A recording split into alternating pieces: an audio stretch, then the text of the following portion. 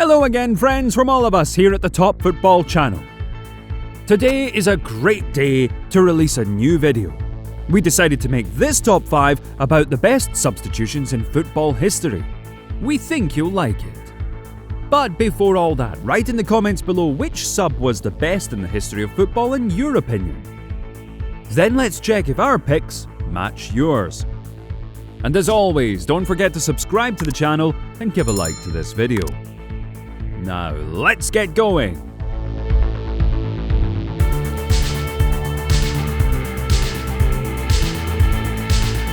In March of 2018, Zlatan Ibrahimovic made his debut for the LA Galaxy in the MLS and generally made his first club appearance outside of Europe.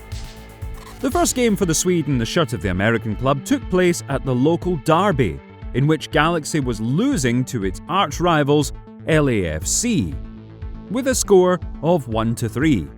At that time, Zlatan, while still at Manchester United, didn't have much time to get in shape after a severe knee injury. But there was no choice. The coach released the striker to save the team and bring in at least a draw. In the 71st minute, Ibrahimovic appeared on the pitch and Galaxy immediately got one back. And already in the 77th minute, Zlatan himself shocks the stadium with a fantastic long-range strike and makes the score 3-3. The goalkeeper was powerless. The crowd in complete ecstasy. Now, as we know, it is not the Swedes' style to be excited for a draw. So in the 90th minute, Ibrahimovic finished the cross with his head and brought his new team an incredible victory in the derby. Afterwards, the words of the match hero sounded cooler than ever. "Thank you, LA Galaxy, for making me feel alive again." To the Galaxy fans, you wanted Zlatan, I give you Zlatan. You are welcome.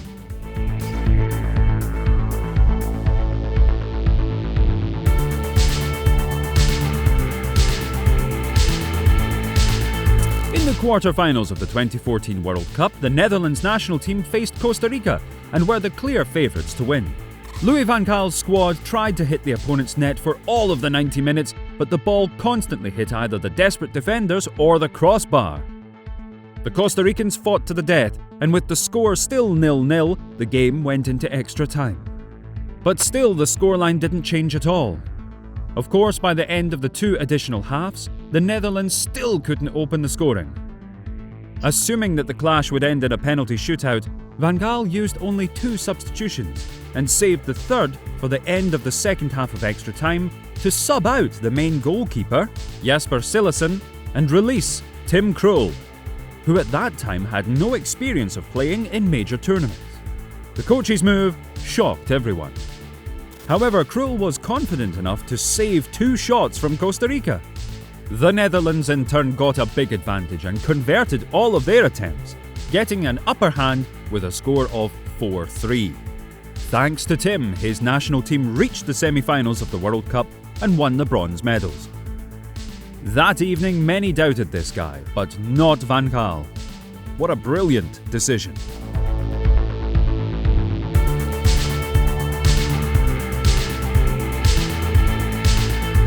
Next up is Liverpool midfielder Georginio Wijnaldum, with his magical substitution in the Champions League semi-final against Barcelona.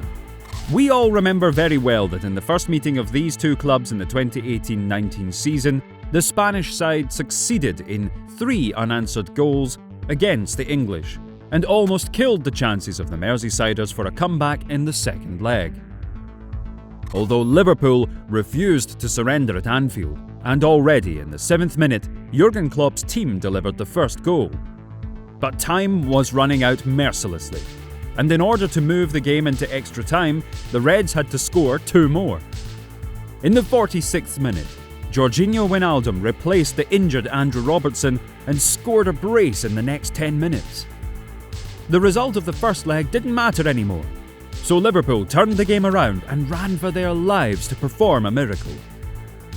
The 4th goal was the main highlight of the evening, because Trent Alexander-Arnold shocked Barcelona with his tricky corner, and Divock Origi perfectly finished the pass and got the team an amazing victory. Wijnaldum can definitely be considered the shadow hero of that battle anyway. It was with his precise strikes that the unforgettable comeback began. After the final whistle, Jorginho claimed that missing the starting lineup served as incredible motivation for him. After the game in Spain, we were confident we could score 4 at home. Once again, we showed that everything is possible in football. I was really angry at the manager that he put me on the bench, but I had to do something to help the team when I came on. We believe it from the start, emphasised the midfielder. Say what you like, but this guy has a strong character, and fortunately, the coaching staff saw it in him perfectly back then.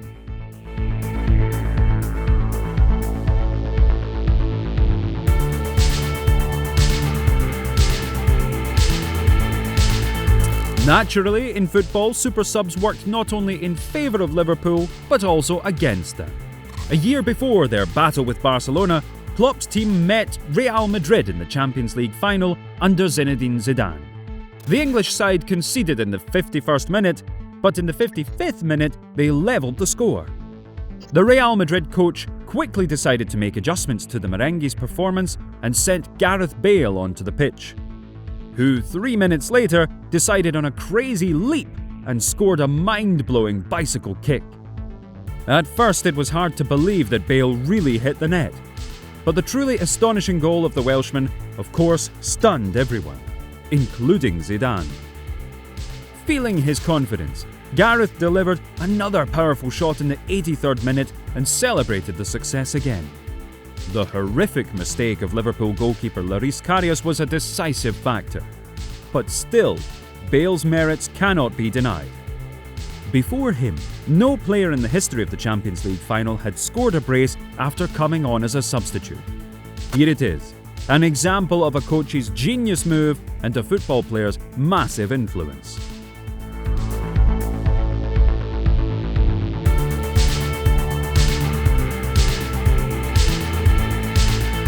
What could possibly be more important than the perfect Champions League substitution? Probably a super sub in the finals of the World Cup. In 2014, the national teams of Germany and Argentina had to fight for the main football trophy in the decisive match of the tournament. In the 32nd minute, with the score 0-0, the central midfielder of the Bundesteam, Christoph Kramer, was injured and André Schürrle appeared in his place. This substitution, of course, turned out to be a forced decision, not a coaching one.